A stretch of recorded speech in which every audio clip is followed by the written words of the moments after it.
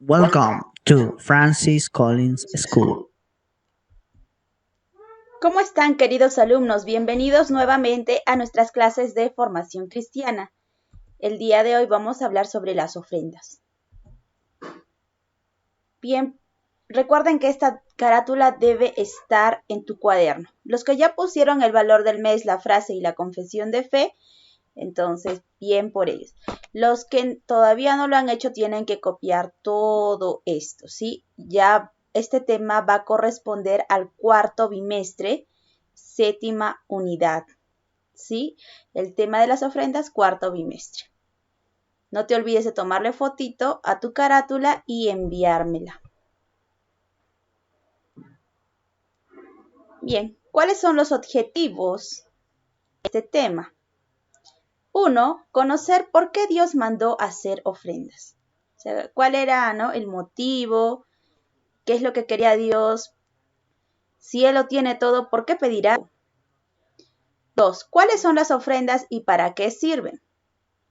Y por último, 3. Conocer que la ofrenda perfecta y definitiva la hizo Cristo. Bien, jóvenes, acompáñenme a ver el siguiente videito. Micomunidad.com, tu comunidad cristiana en línea. Bienvenidos y te invitamos a ser parte de esta tu comunidad donde supervisado constantemente por el Espíritu Santo. Micomunidad.com. ¿Qué significa que Jesús es el Cordero de Dios? Cuando Jesús es llamado el Cordero de Dios en Juan capítulo 1 versículo 29 y Juan capítulo 1 versículo 36, es en referencia a que Él es el perfecto y último sacrificio por el pecado.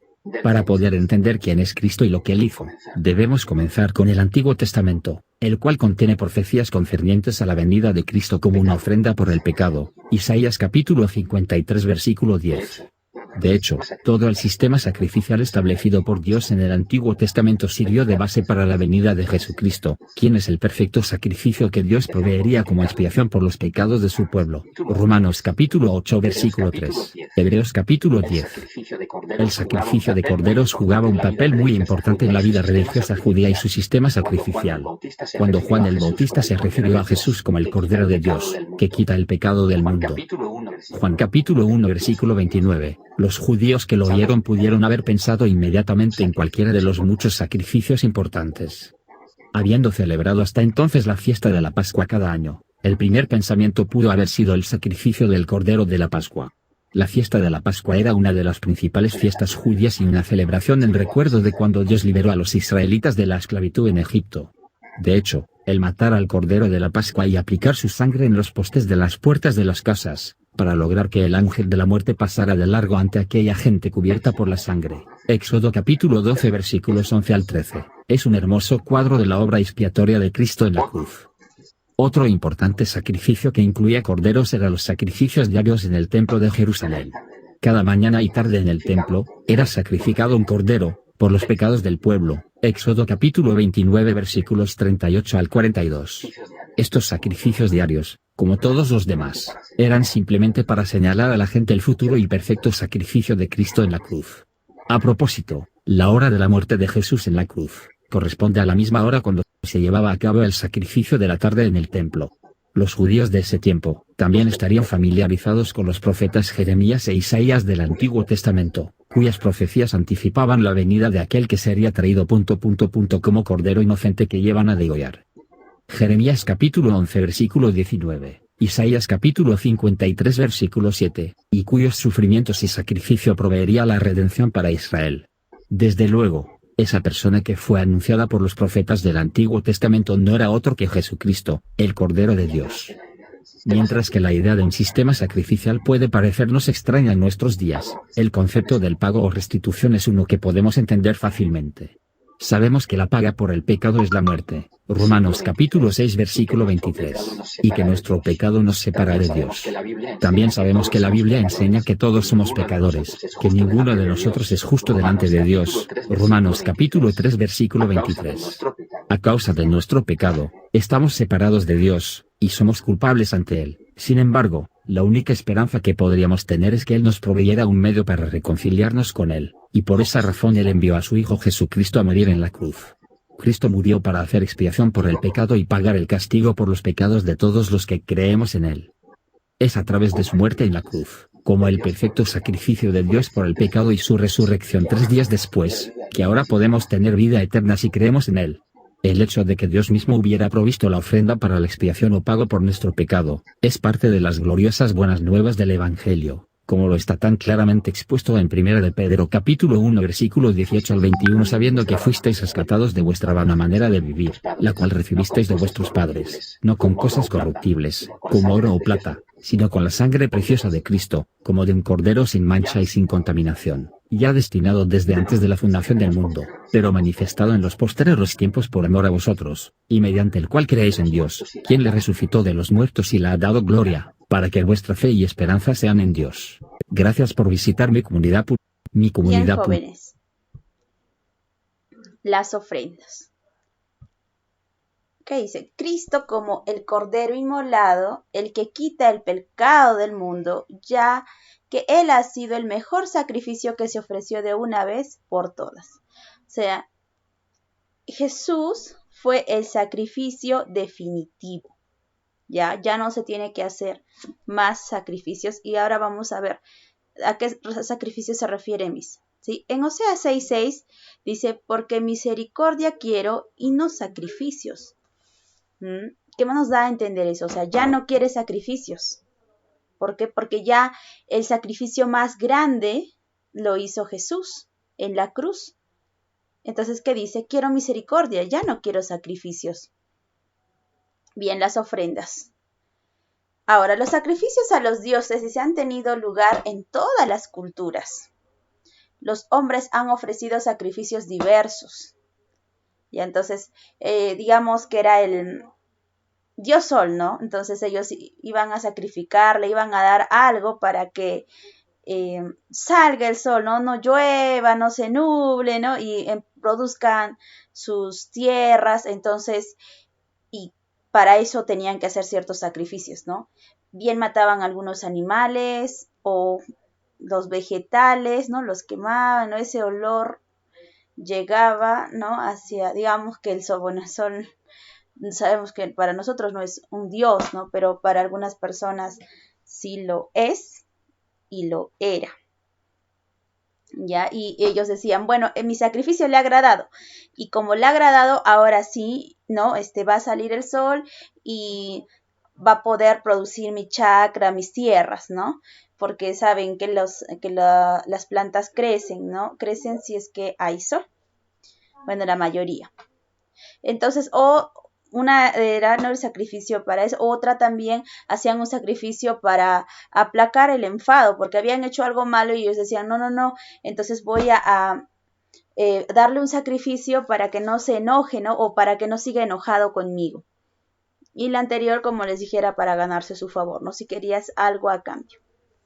Bien, en muchas culturas antiguas ha habido incluso sacrificios humanos, bien de niños, de doncellas o de jóvenes con ese mismo propósito. Hasta el día de hoy hay sacrificios humanos en algunas culturas. Nosotros tal vez no conozcamos cuáles, ¿no? Hemos visto en el internet, por noticias, pero sigue habiendo, ¿no? En pleno siglo XXI. En el Antiguo Testamento vemos que algunas tribus idólatras también pasaban a sus hijos por fuego. En la Biblia también, cuando estaba Salomón, ¿no?, de rey, tenía una de sus esposas que le dijo, ¿no? Vamos, ella adoraba a una diosa y esa diosa, las ofrendas para esa diosa eran quemar a los bebés. Ahora, en el Antiguo Testamento, como vimos, ¿no? Pasaban a algunas personas a sus hijos por fuego. Abraham fue llamado por Dios a ofrecer a su hijo Isaac en sacrificio, pero Dios lo detuvo antes de que ocurriera y ya se incorporara al pueblo de Dios. Entonces, Dios en realidad solo estaba probando, ¿no?, la fidelidad de Abraham. En realidad, él no quería que sacrifique a su hijo porque Isaac no era el sacrificio para nosotros, sino era Jesús. Ahora, entonces, él e incluso Dios después de eso prohibió, ¿no?, los sacrificios humanos.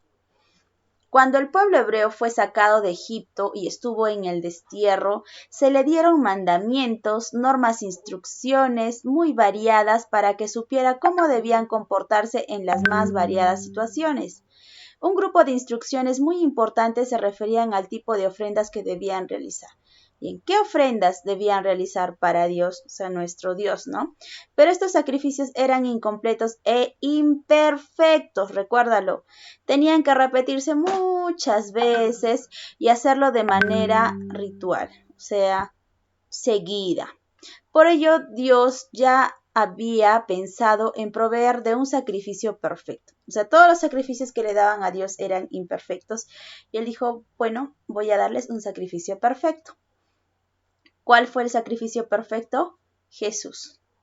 Sí, entonces el día de hoy ya no tenemos que ofrecer ningún sacrificio, ya que Jesús fue el sacrificio perfecto. ¿Sí? Ahora, él fue, dice, humillado, ¿no? Ahora, cuando él se sacrificó fue contrito, ¿no? La obediencia a Dios y presentarnos limpios espiritualmente delante de Dios, eso es suficiente, ¿sí? Debemos obedecer a Dios y tratar de no pecar, ¿no? O sea, nosotros tenemos que seguir a Cristo, tenemos que seguir sus pasos, debemos de anhelar ser como Él. Ahora, Dios da instrucciones a Moisés acerca de cómo y por qué se han de realizar las ofrendas. Ya, esos son, ¿no?, los inicios de las ofrendas, primero como sacrificio. Ya, entonces las ofrendas en realidad ya existían en el mundo pagano, dice, pero de Dios le da la instrucción, ¿no? Instrucciones concretas. Hay dos tipos de ofrendas. Hay una ofrenda de olor grato y una ofrenda de olor no grato. O sea, hay una ofrenda que le agrada a Dios y hay otras que no le agradan a Dios. Por ejemplo, las ofrendas que le agradan a Dios, ¿sí?, son uno, el holocausto. Bueno, estamos hablando del Antiguo Testamento, ¿no? Se mandaba quemar totalmente, menos la piel, un novillo o un carnero o cordero o incluso palomas, dependiendo de la riqueza. O sea, si tú no tenías dinero, entonces podías quemar una paloma, porque era menos costoso, ¿no? Y si tenías dinero, un carnero. ¿Y cómo debía de ser este carnero? Sin mancha, joven, tenía que ser, además, sin ninguna imperfección. ¿Sí? Ahora, pero el holocausto no era un sacrificio para perdón de pecados, ¿sí? O sea, el quemar a un corderito o una palomita no era un sacrificio para perdón de pecados. Después teníamos a la ofrenda vegetal. Ya mi holocausto, ¿qué más, no? Ofrenda vegetal. Se ofrecía flor de harina, lo mejor con aceite, y se ofrecía incienso. Tipifica a Cristo en su perfección, no en su muerte. El aceite es la gracia y poder del Espíritu Santo, y el incienso es olor que exhala a Cristo y que es agradable a Dios. O sea, está representando cómo era Jesús cuando Él estaba vivo, ¿ya? Era perfecto. Entonces, eso representa la ofrenda vegetal, que era de la flor de harina, ¿no? Habían sacado un aceite, también prendían incienso y era un olor bastante agradable. Ofrenda de paz o de comunión. Se ofrece el animal y se reparte la ofrenda. Parte para Dios la grosura, los intestinos y riñones que se queman en el altar y el resto es para el sacerdote. Por tanto, Dios y el hombre comparten y se alimentan. Como ya estas partes son de Dios y estas son para nosotros. Entonces, Dios y nosotros nos alimentamos de lo mismo. Lo que nos habla de que, o sea, ¿qué es lo que representaba este tipo de ofrenda? La comunión.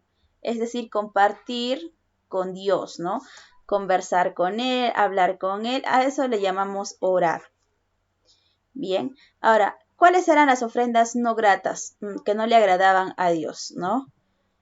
Estas ofrendas se hacían porque por expiación, por pecado, tenían algún tipo de culpa, entonces a Dios no le gusta el pecado.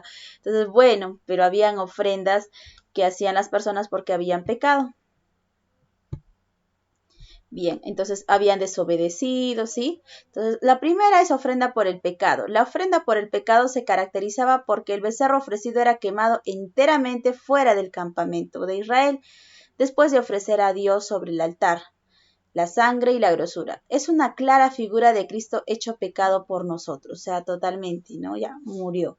Quien soportó el juicio y la ira de Dios como nuestro sustituto. De hecho, el hecho de ser quemado fuera del campamento nos habla de lo terrible que es para la santidad de Dios ver el pecado. O sea, a Dios no le agrada ver el pecado, ¿sí? Ofrenda por la culpa. Mediante ella se daba a la persona que había sido ofendida lo que se le había quitado más de una quinta parte más, dice. Además, la persona que había cometido la transgresión podía ser perdonada. O sea, tenías que quitarle, ¿no? Lo que ella tenía.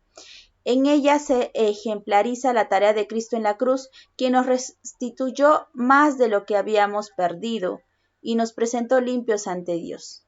Sí, o sea, digamos que tú perdiste, ¿alguna vez ustedes han perdido dinero? Sí, yo sí, ¿no? Entonces, perdiste 5 soles, ya está bien, ¿no? Pero ¿qué hizo Jesús? Ya te dio no 5, o sea, dice, mira, acá está tu moneda, te la encontré y te da 10. ¿Entiendes? O sea, incluso pagó más, ¿entiendes? En la cruz de lo que nosotros hicimos, de lo que nosotros habíamos perdido. ¿Sí? Entonces, ¿qué recompensa tenemos? Nuestra recompensa es más grande. Tenemos una recompensa que es la vida eterna. ¿Qué pasa en nuestros tiempos? En Cristo, quien ha sustituido todos esos sacrificios. O sea, ya no hay sacrificio por pecado, por la culpa, ya no hay ni, ¿no? Con olor agradable o con olor desagradable, no, o sea, ya no hay ningún tipo de sacrificio. Los animales que se ofrecían a Dios no podían tener manchas ni defectos, no debían ser tuertos ni cojos ni ya muertos, porque para Dios tiene que ser la perfección. Y por eso Jesús fue el sacrificio, la ofrenda perfecta, ya que Él no tenía defecto tampoco. Recordemos el sacrificio de Isaac cuando Abraham iba a sacrificar a Isaac por mandato divino, ¿no? Dios lo detuvo, ¿sí? Y a quien puso en su lugar a un carnero. Por eso se habla de Cristo como el Cordero inmolado, el que quita el pecado del mundo, ya que Él ha sido el mejor sacrificio que se ofreció de una vez y por todas. Como les dije, el sacrificio definitivo. Ahora, ¿cómo tenían que ser las ofrendas o sacrificios? Sin manchas, sin defectos, ¿sí? En ambos tienes que marcar. ¿Pero Dios amaba siempre estos sacrificios? No, lo estábamos viendo, había unos que no le agradaban. ¿Por qué crees que ocurría esto? Porque eran pecadores, ¿no? Porque ellos, el olor no grato, ¿no? Por ejemplo, la ofrenda por el pecado, ofrenda por la culpa, y a Dios no le gustaba que pequemos. O sea, no le gusta que pequemos hasta el día de hoy. ¿Cómo son los sacrificios de los sacerdotes? Eran diarias, ¿ya? Dice que diariamente tenían que hacer un sacrificio. ¿Y cómo fue el sacrificio de Jesús? Solo una vez, dice, de una vez nada más lo hizo. Acá lo dice, ¿no? Pero Cristo, habiendo ofrecido una vez para siempre un solo sacrificio por los pecados. ¿Puede quitar los pecados los sacrificios de los sacerdotes? No. ¿Puede quitar el pecado el sacrificio de Jesús? Sí. ¿Cómo somos santificados? Mediante la ofrenda del cuerpo de Jesucristo hecha una vez y para siempre. Eso está en Hebreos 10:10. Ahora, en Hebreos 10:26, y en esto quiero que reflexionen ustedes, dice, ¿qué pasa entonces si pecamos voluntariamente después de recibido el conocimiento de la verdad? O sea, tú has aceptado a Jesús en tu corazón y sabes, ¿no?, que está mal, que está bien, y pecas voluntariamente, ¿no? Igual quieres seguir pecando. Es decir, que Cristo mediante su muerte ha perdonado, o sea, Él ya había perdonado nuestros pecados. Cuando nosotros hemos aceptado a Jesús en nuestro corazón, ya somos salvos. Pero mira lo que dice acá, ¿no? Porque si pecaremos voluntariamente, después de haber recibido el conocimiento de la verdad, ya no queda más sacrificios por los pecados, sino una horrenda expectación de juicio y de hervor de fuego que ha de devorar a los adversarios. O sea, ¿qué te está dando a entender esto, no? Si ya has aceptado a Jesús en tu corazón, no peques, ¿no? Tienes que aceptes a Jesús en tu corazón y tu modelo a seguir es Jesús. Entonces tú debes de decirte todos los días a ti mismo, yo quiero ser como Jesús. Es más, cuando tú aceptas a Jesús en tu corazón, sientes paz, sientes un gran alivio, todas las cosas te empiezan a suceder, cosas muy buenas porque tienes la gracia persiguiéndote. Entonces, con todo eso, ¿para qué equivocarse más? Sí, jóvenes, ¿para qué? Bien, la tareita es leer la guía de formación cristiana y completar las actividades. Copias el título en el cuaderno y lo que te indico en las diapositivas y hacer 2 reflexiones personales del tema. Esto ha sido todo. Nos vemos la próxima clase. Dios los bendiga.